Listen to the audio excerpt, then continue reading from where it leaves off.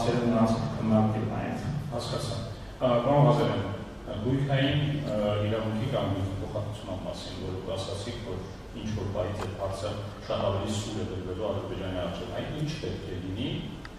որ դեպքում է այդ հարցը սուր դրվում, ինչպես է հասունանում այդ հարցը, իսկապես որ սուր է դրվում։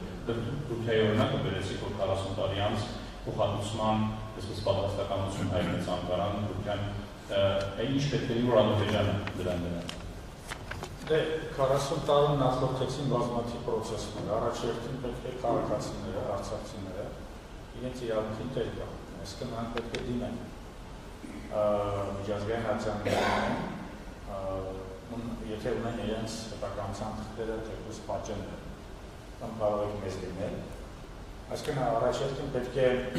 իրավական գործընթացները օգտագործել։ Ես միայն իրավական մասին կարող եմ խոսել, քաղաքական թե դիվանագիտական ինչ-որ քայլեր արվում է, հուսով եմ, որ արվում է, բայց նույնիսկ դրանք հնարավոր չի հանգեցնել ինչ-որ լուծման, եթե չլինի իրավական բաղադրիչը, որտեղ իրավական բաղադրիչը դա ստանդարտներ է ստեղծում, որի հիման վրա արդեն դիվանագիտական, քաղաքական գործընթացներ են։ Մենք կոնկրետ զբաղված ենք այդ ստանդարտները ստեղծել։ Ստանդարտները, որ ստեղծում են, դա արդեն պլատֆորմ է, որի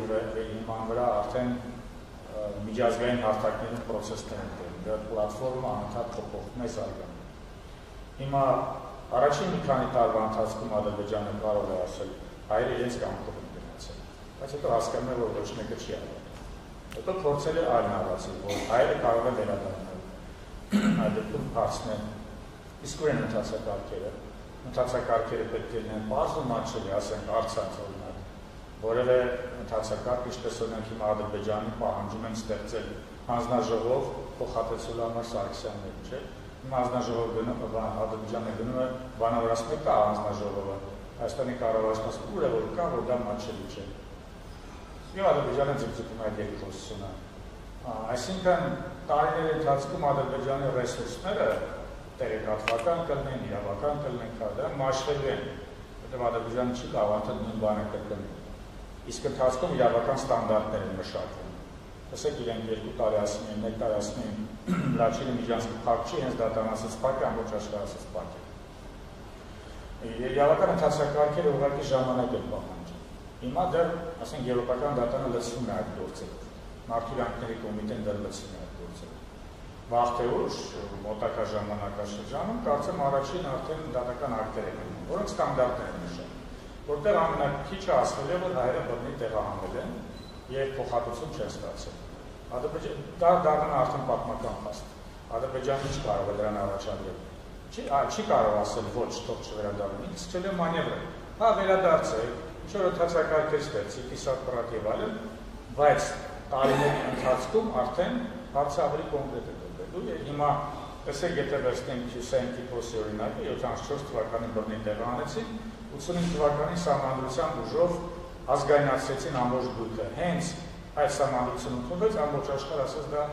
անիրավաչափ, անօրինական սահմանադրություն է։ Դրանից հետո արդեն Եվրոդատարանում առաջի վճիռները 96 թվականի առաջի վճիռը կայացվեց մինչև 2015 թվականը։ Նոր 15 թվականի Թուրքիան հանձնվեց, արդեն ընդունեց այն, ինչ որ 4 տասնամյակ մերժում։ Հիմա Ադրբեջանը դեռ նոր է դուրս եկել այդ ճանապարհի վրա, դեռ ինքը հերկման ճանապարհին է, հետո տեսնի, որ հերկումը չի աշխատում, մտի արդեն որևէ այլ նարատիվներ հորինի, օրինակ, ես ստեղծել եմ ընթացակարգեր, հայերը չեն ուզում վերադառնալ։ Մոռանալով, որ չեն ուզում, որտեղ անվտանգ չի։ Այև որ ստեղծես, ինչպես ասում են, վերադարձը պետք է լինի կայուն, անվտանգ եւ արժանապատիվ, արժանապատիվ ընթացակարգերը սա իրավական կատեգորիա է, ոչ թե ուղղակի վերացական խոսքեր։ Հիմա Ադրբեջանը տարածք ամբողջությամբ փակել է,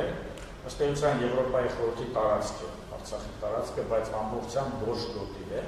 եւ Եվրոպայի խորհրդում ես չգիտեմ որևէ այլ տարածք, դու գիտես, որտեղ փակ է ամբողջությամբ, ոչ ոք չի կարող մտնել առանց ռազմաքաղաքական ներկայության Արցախում։ Ոչ մի ՄԱԿ-ի հանձնաժողով, ոչ մի փաստահավաքում չի կարող մտնել։ Հիմա օրինակ այդ ուղղությամբ են ջանքեր արվում, որ գոնե փաստահավաքում գնա, այնտեղ ստանան արժանավատ ինֆորմացիա, ոչ թե արբանյակային, այլ ինչ է կատարվում այնտեղ։ Վերջերս մի փոքր հաջողություն ցանկ Ավանեսյանի գործով, որ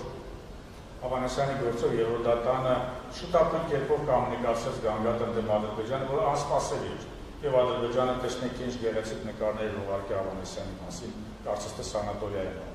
Բայց ով է հավատացել։ Մարդ, որ հրազենային վիրավորում է ստացել, դրել են հեծանի վրա տրինաժորի պրոտեկցեք բանտում տրինաժորով ինքը իրան բարապան, բայց նա հրազենային վիրավորում։ Ով է հավատալու դրա։ Հիմա